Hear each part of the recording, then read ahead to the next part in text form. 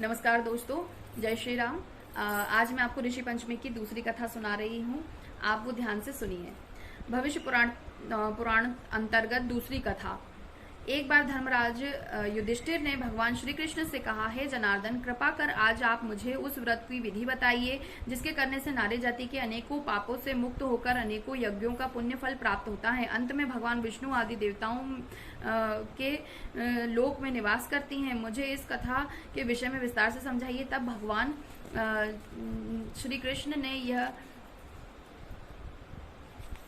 कृष्ण ने कहा, हे धर्मराज, भाद्रपद शुक्ल पक्ष की पंचमी को सप्त ऋषियों का ऋषि व्रत करने से करते हैं।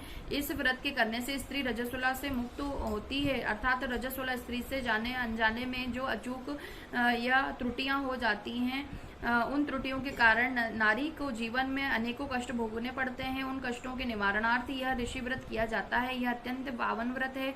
इसको अत्यंत पवित्रता के साथ करना चाहिए। इस व्रत के करने में किसी प्रकार की त्रुटि नहीं होनी चाहिए, क्योंकि जब देवराज इंद्र ने वृत्तासुर राक्षस को मारा था तब उन्हें ब्रह्म हत्या का पाप लगा था। उस समय ब्रह्म हत्या के 4 भाग करके, एक भाग स्त्री के रज में, दूसरा नदी के फेन में, तीसरा पर्वतों में, चौथा भाग अग्नि की प्रथम ज्वाला में विभक्त किया था।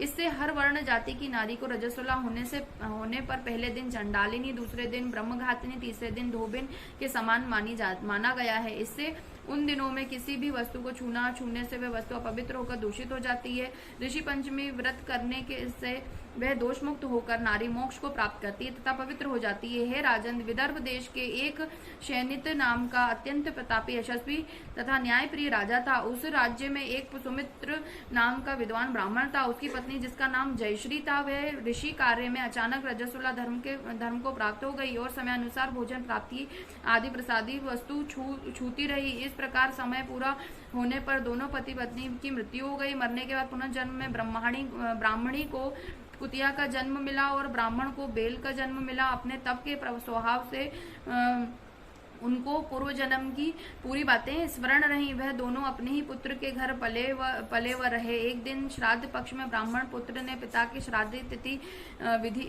की तिथि के दिन विधि पूर्वक ब्राह्मण को भोजन कराया। अपनी पत्नी को अत्यंत स्वादिष्ट पकवान बनाने की आज्ञा दी। इधर ब्राह्मण पुत्र वधू के विविध पकवान, खीर आदि भोजन बनाकर तैयार किए। दुर्भाग्य से उस खीर में एक सर्प ने विष उगल दिया। यह हाल ब्राह्मणी ने, जो कुतिया की योनि में थी, वह सब देख रही थी। उसने सोचा कि यदि ब्राह्मण यह भोजन करेंगे तो वह समाप्त हो जाएंगे। इससे मेरे पुत्र को ब्रह्म हत्याओं का भारी पाप लगेगा। इस प्रकार से सोचकर वह अपने पुत्र वधू की दृष्टि बचाकर उस कुतिया ने खीर को जूठा कर दिया। तब बहू ने उस कुतिया को किवाड़ में बंद करके इतना मारा कि उसकी कमर तोड़ दी।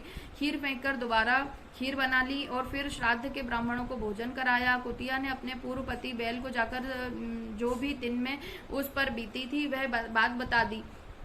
तब वह बैल बोला, हे प्रिय, क्या बात हुई? किस कारण लाठी मार कर तुम्हारी कमर तोड़ी? वह सारी कथा मुझे विस्तार से बताओ। तब कुतिया ने बैल को वह सब बात बता दी। किस प्रकार, किस कारण से उसके पुत्र वधू ने लाठी मारकर उसकी कमर तोड़ दी थी। वह अपना संपूर्ण समाचार सुनाकर कहने लगी, स्वामी, हमारा इस योनि से कैसे छुटकारा होगा? हमको किस अकर्म के कारण यह सभी दुख भोगने पड़े? ब्राह्मण पुत्र वहीं पर छुपा सुन रहा था। उन दोनों को उसके वहां होने का कुछ भी अभाव नहीं था। तब वह बैल बोला, है प्रिय, तुम्हारे दूषित कर्म एवं पापों को भोगने के हेतु आज मुझे बैल होना पड़ा। यह कहकर उसने अपने पूर्व जन्म की वह संपूर्ण कथा बताई। वह रजस्वला के समय भोजन आदि सभी सामान छूती रही।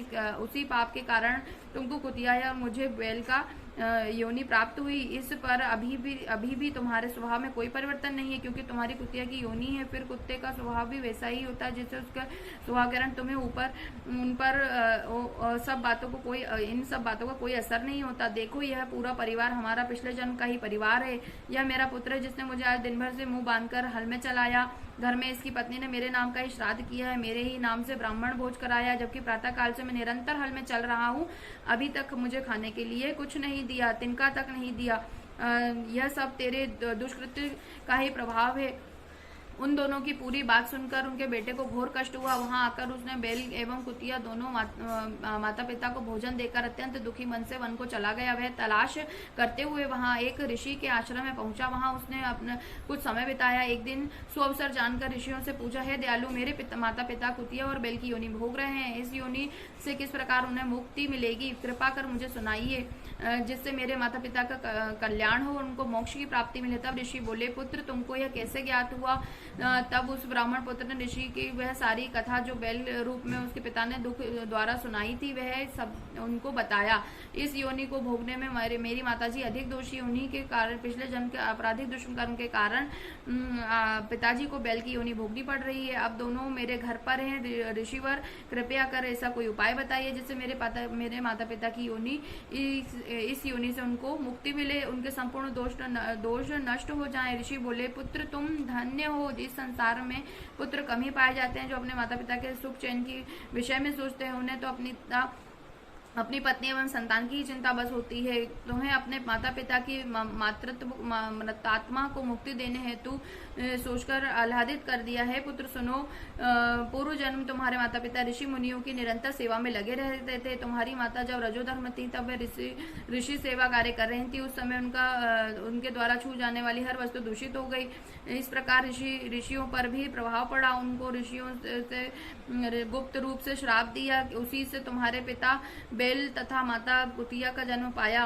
अब इनके मोक्षार्थ तुम जाकर भाद्रपद शुक्ल पक्ष में पंचमी को ऋषि व्रत करो। यह दोनों ही पति पत्नी उस व्रत का फल माता पिता के हित में संकल्प करो, तब वे इस पशु योनि से मुक्त हो जाएंगे तथा स्वर्ग में वास करेंगे। तब इस व्रत का पुण्य कार्य से तुम्हारे माता पिता के आशीर्वाद से तुम भी कृत होगे, तुम्हारा कार्य भी निष्फल न होगा। अतः तुम यह कार्य दोनों प्राणी मिलकर श्रद्धा पूर्वक विधि विधान से करो। ऋषियों की बात सुनकर ब्राह्मण पुत्र अपने घर आया तथा पत्नी को संपूर्ण समाचार बतलाया। पत्नी की सहमति से दोनों ने उस व्रत को भाद्रपद की मास शुक्ल पक्ष की पंचमी को अत्यंत श्रद्धा भाव से विधि पूर्वक किया। पंडित जी को बुलाकर व्रत फल संकल्प कर माता पिता के लिए दान किया, जिसके प्रभाव से वह दोनों पशु योनि से मुक्त हुए।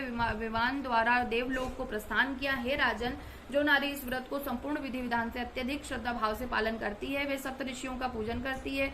यह भयंकर रजस्वला दोष से मुक्त होकर धन धान्य पुत्र पौत्रादि सुख भोग कर सौभाग्यवती होकर अमर पद को प्राप्त करती है। इसलिए इस व्रत को करने से नारी जाति के समस्त पापों का उद्धार हो जाता है। विशेषकर नारी के उपयोग का ही व्रत है। पितृ आत्मा दृष्टि हेतु दंपति भी कर सकते हैं। जो फल अनेक तीर्थों के करने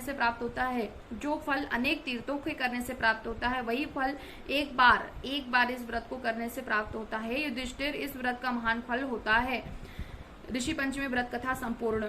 दोस्तों, यहाँ पर एक लाइन लिखी, पितृ आत्मा तृप्ति हेतु दंपति जो है इस व्रत को कर सकते हैं। यानी कि अगर आपके पितृ दोष है और आप उनको अच्छी योनि में देखना चाहते हैं, क्योंकि हमारे यहाँ 84 लाख योनियां होती हैं, जिनमें अलग अलग योनियों में हमारे मनुष्य जन्म जो है वो आखिरी होता है। इसके पहले हम गाय होते हैं, मतलब गाय के योनि के बाद सीधे मनुष्य योनि मिलती है। और इसके अलावा हम 84 योनियों में यहाँ भटकते रहते, 84 लाख योनियों में आत्माएं भटकती हो रहती हैं। तो जिनको पितृदोष है तो वह दंपति या कोई भी जो भी है अपने पितरों की शांति के लिए भी ये व्रत कर सकते हैं।